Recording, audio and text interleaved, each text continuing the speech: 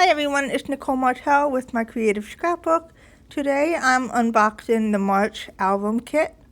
It's a super fun kit. It's perfect for summer, spring, strawberry picking, you name it, family moments. And so to begin, I'm going to go ahead and unbox it and share what's inside. There is a nice chipboard album that comes with 3 rings, and it's 7.5 inches by 6.5 inches. There are 8 pages, which makes 16 scrapbook pages front to back, and it's a nice quality album.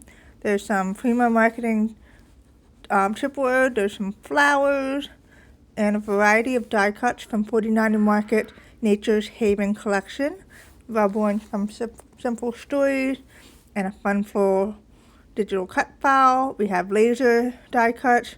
These are so beautiful, and one fell out.